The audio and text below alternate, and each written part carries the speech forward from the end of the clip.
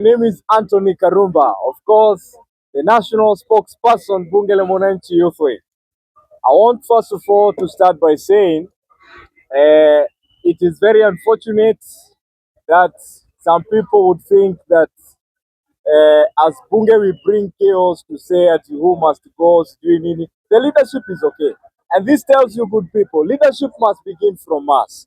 If at all a small thing here we cannot amicably solve, we start saying, oh, we collect signatures for what? We as Gen Zs, as their spokesperson, I want to say, there is nothing like that. We don't support it. We are behind the speaker, and the speaker is doing good work. You got our support. Now, to the next thing here, concerning this very heinous act of this murder of this comrade and a very patriotic Kenyan by the name Albert Ojwang. I want first of all to say we are very disappointed and we are very worried concerning our security. Are we safe as a nation? Are we safe as young people? If at all, when you speak, when you challenge somebody, as long as they have power and a position, they can order for your assassination, for your lynch. That is very serious. And we need to hear the president address this to ensure and to assure us as Kenyans that we are safe and that we are protected. Mr. President, we are waiting for your speech to address this thing, not through Twitter, but address us and make sure you reassure Kenyans, particularly the young people who are zealously fighting for this nation, that indeed, if I point out something wrong in leadership, they are not going. This does not mean that is a life sentence or a death sentence.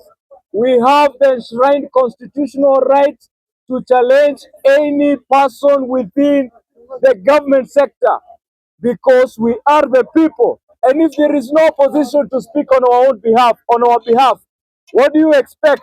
Should we as Kenyans stay silent just because you are selling fear to us? No, we will stand, we will speak, because I want to tell you, those people in power, if you want to loom or threaten us through these killings, that we remain quiet.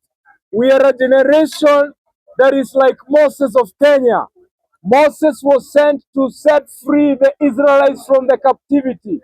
We were sent by God to set free Kenyans. That is our mandate. That is our blood. That is our passion. Therefore, we are not scared. We are unstoppable. We will keep calling out these people who are corrupt, for that is what we are zealous about. And I want to say this. Yes, you may intimidate us because you have a position. Yes, you may intimidate Kenyans because maybe you have power.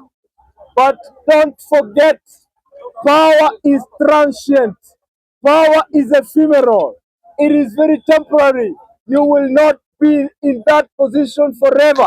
Your day is coming to also join the fellow Kenyans and become like the rest without power. Good people. Another thing I want to tell you, I know your children are always boasting and saying how safe they are. But the children of these vulnerable and majority poor Kenyans, they also serve a living God. And I want to tell you, good people, this country belongs to all of us. Whether you are rich, whether your dad is whoever he is, whether your dad is powerful, all of us under the blue skies, we are but one family. And therefore, nobody has the monopoly of violence. Nobody has the monopoly to sell fear to the rest because of asking the question of transparency. And that question will keep asking until you give us the response. Finally, yesterday concerning the demonstrations which were taking place, we know the craftiness that comes in when now you see this is a force that is speaking for the people, and the people, they are listening, and it is causing an impact. What Kenya needs, it is to get services. Kenyans, they don't want to be, told good things. And I want to tell you, we know the craftiness of bringing in infiltrators so that you can stop the innocent, the peaceful demonstrators. I want to tell you, good people, that craftiness What you saw, and Kenyans are aware, the people who infiltrated the demonstrations, those are not Gen Zs, those are thugs, and whoever sent them, we want to tell you that can never intimidate young people, because what we said as our pillar is that we will stop challenging when we will see accountability, when we will see transparency, and we will not stop speaking, because this is the month where the controversial bill it came and people spoke. And therefore, as a nation, we challenge living beyond our means.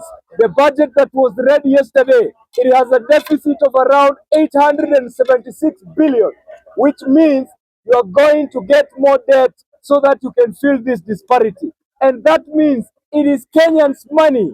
Therefore, we have the capacity, we have the right to ask you, where are you going to ask for this money? What is the interest rate?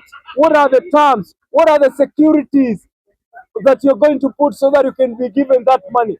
If that is a question that you want us not to ask, I want to assure you from this podium, we will ask it today, tomorrow, until you give us the answer. The best solution is not violence. The best solution, it is you say, come we speak, failure to which we are going to mess up with our nation. And we don't want to go that direction. Thank you very much, and may God bless Kenya. Thank you, thank you. Thank you, Karumba. Naitwa Jomba, natoka sehemu za Mwatate, Taita, Taveta. Kwa jina la kisiasa najulikana kama Kalasinga. Fimbo yangu ya leo inaenda kwa hawa jamaa. Kuna watu ambao walipewa mandate ama walipewa idhini ya kujua what is happening, the state of the nation, nini kinafanyika, lakini wajamaa wameenda wamelala kabisa.